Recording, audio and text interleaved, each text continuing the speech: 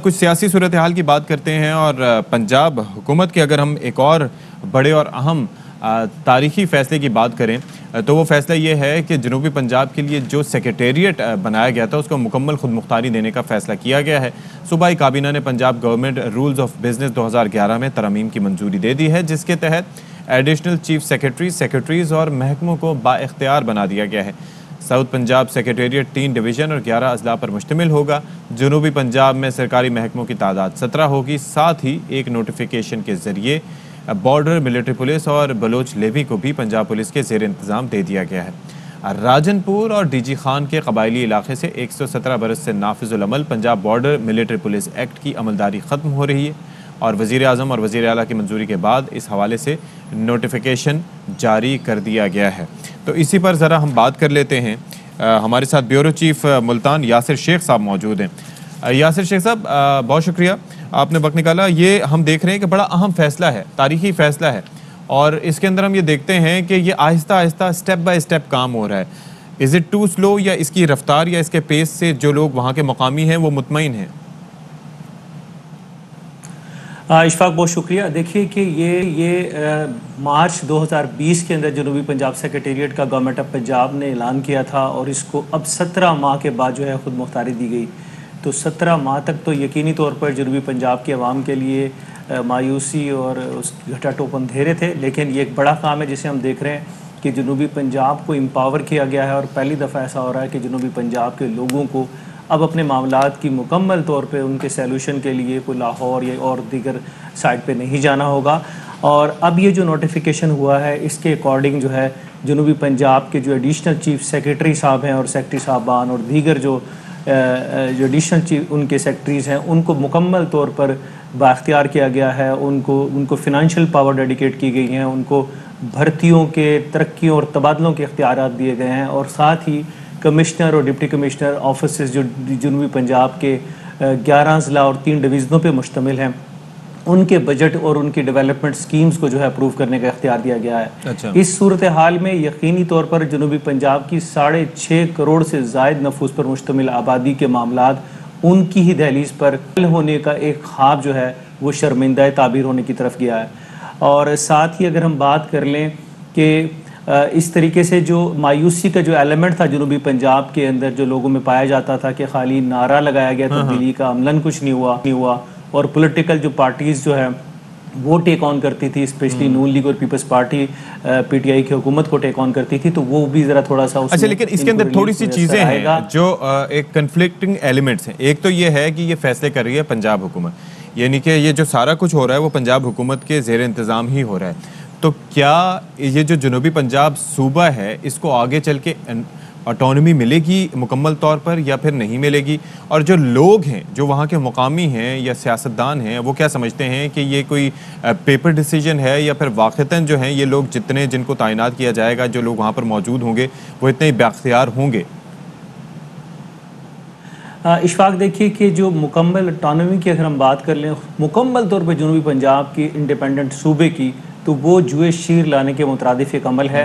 उसके लिए क्योंकि आइनी स्कम इतने ज़्यादा हैं, उसके लिए चारों सूबाई असम्बलियों की जो है मंजूरी दरकार है और 2/3 मेजॉरिटी चाहिए उसके लिए। सबसे बड़ी बुनियादी 2/3 मेजॉरिटी जो है सबसे बड़ी ज़रूरत है, जो कि इस वक्त बज़ाहिर नज़र नहीं आ रही। लेकिन 50% हम ये कह सकते हैं कि आवाम की जो मुश्किलात हैं उसमें कमी वाक़ई होगी, बल्कि इससे भी ज़्यादा कह लीजिए कि जो ब्यूरोक्रेसी के हद तक मामलात थे कि स्टक थी 17 माह से जो है तमाम ऑफिसरान सिर्फ तनख्वाहें ले रहे थे और आवाम फिर वही लाहौर के धक्के खा रही थी, फाइलें ट्रांसमिट थी आपस में, लोग बिल्कुल स्टक थे।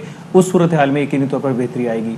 और साथ ही इशफाक, अगर हम बात कर लें जनूबी पंजाब की एक और बड़ी डेवलपमेंट की, आपके इल्म में होगा कि जनूबी पंजाब में सिर्फ 2 ही अजला के अंदर कबायली सिस्टम जो है इस वक्त प्रिवेल करता है, वो है डिस्ट्रिक्ट डीजी खान और डिस्ट्रिक्ट राजनपुर। और इनके कबायली इलाकों में 117 साल पहले जो बरतानवी राज के दौरान जो है एक्ट था, Punjab border military police act, उसके तहत जो है कानून की अमलदारी थी, उसको अब 117 साल के बाद जो है वो खात्मे की तरफ पहुंची है।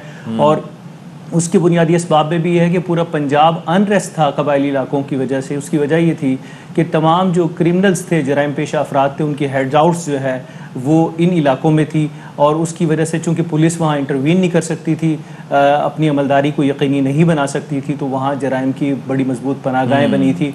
और इशफाक, आपके इल्म में होगा, माजी करीब का एक वाक़या है कि जहाँ हाथ काटे गए खुदा बख्श लादी गैंग ने, वो भी ट्राइबल एरिया के अंदर हुआ, और कितना पैनिक, पूरी आलमी हमें मतलब उसमें सुबकी का सामना करना पड़ा।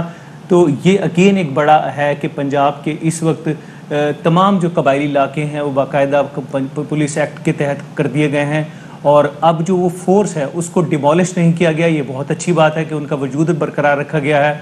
अब उस फोर्स की, जिसकी गुज़श्ता कोई 35-40 साल से कोई किसी किस्म की तरबियत का कोई एहतमाम नहीं था, उनके पास वेपन नहीं था, उनके पास इतने बड़े कबायली इलाके को जो है वो करने के लिए, वहाँ कानून को यकीनी बनाने के लिए, अमलदारी को यकीनी बनाने के लिए कोई निज़ाम नहीं था।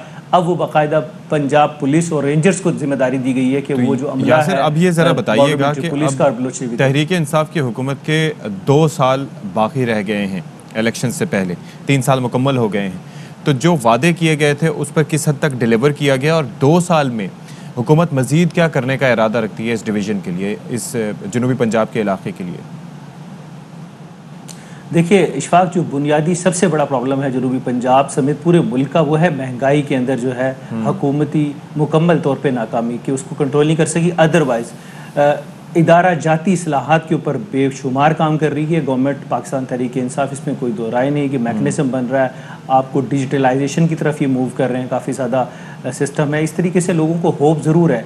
बड़ा मुलाखड़ा होगा सियासी मैदान, पीटीआई, मेरा नहीं ख्याल कि इतना आसान होगा किसी दूसरी जमात के लिए पीटीआई को वो करना, अगर सिर्फ ये महंगाई वाले एलिमेंट में, जिसमें जनूबी पंजाब चूँकि दीगर तमाम पाकिस्तान के दीगर हिस्सों से ज़्यादा पसमानदा इलाका है, गुर्बत की शरह ज़्यादा है, महरूमी बहुत ज़्यादा, रेट कम है, तो वो लोग ज़्यादा इफेक्ट होते हैं। जी, तो अब यहाँ पर जो मकामी यहाँ के सियासतदान हैं, जो लोग ज़ाहिर है कि असम्बलीज़ में भी बैठे हैं, जो कि आला पाई की शख्सियात भी हैं, तो उनके मुतालबात अब इससे मुताल्लिक क्या हैं? क्या हुकूमत ने जो अब तक काविशें की हैं उनको सराहते हैं, या अभी मज़ीद कोई उनके मुतालबात, महंगाई को छोड़कर उसके अलावा भी कोई मुतालबात हैं? देखिए कि मुतालबात तो बेशुमार हैं, और जिसका मैं नहीं समझता हूँ कि जब तक इर्तका का अमल चल रहा है इस दुनिया में है, लोग अपनी ज़रूरियात से तो ज़ाहिर बात है डिमांड्स बढ़ाते रहेंगे, होते रहेंगे, और वाक़तन ज़रूर मसाइल भी हैं। जो डेवलपमेंट का जो अपर पंजाब से और जनूबी पंजाब के दरमियान जो गैप है वो बहुत ज़्यादा है, तो इसलिए जितना भी गवर्नमेंट करेगी वो कम होगा। और वो यकीनी तौर पे जो वज़ीर आज़म का विज़न है कि जो कमज़ोर इलाके हैं, जो पसमानदा इलाके हैं, उनको ऊपर उठाने का, उसमें ख़ासा काम करने की इशफाक ज़रूरत है। बहुत सारे मसाइल हैं तालीम और सेहत के मामलात को लेके, तो चीज़ें काफ़ी ज़्यादा हैं जिसके ऊपर गवर्नमेंट को 2 साल के अंदर बहुत भरपूर मेहनत, संजीदगी के साथ मेहनत करना होगी। मेरा ख़्याल है कि अगर गवर्नमेंट 2 साल ख़ास फोकस कर ले जनूबी पंजाब को, तो ये अपनी सिचुएशंस को जो है इंटैक्ट रख सकेंगे। मैं ये नहीं कहता हूँ कि वो अपना वोट बैंक बढ़ा जाएंगे, लेकिन जो है उसको इंटैक्ट रखने के लिए शायद वो कारगर साबित हो सके। चलें जी, बहुत शुक्रिया यासिर शेख साहब, ब्यूरो चीफ मुल्तान हमारे साथ थे, और एक अच्छा इनिशिएटिव लिया गया। एडिशनल चीफ सेक्रेटरी समेत 17 महकमों के सेक्रेटरी वहाँ पर होंगे, और जाहिर है कि गवर्नमेंट सोच रही है कि इंतज़ामी लिहाज से जितनी ऑटोनॉमी दी जा सके इस इलाके को वो दी जाए। बाकी जहाँ तक सूबा बनने का मामला है तो उसके अंदर भी आगे पेशरफ्त होगी, लेकिन बड़ा मुश्किल काम है क्योंकि 2/3 मेजॉरिटी उसके लिए रिक्वायरमेंट होगी। सारी जो जमातें हैं उनको एक होना होगा, तो लेट्स सी व्हाट हैपेंस।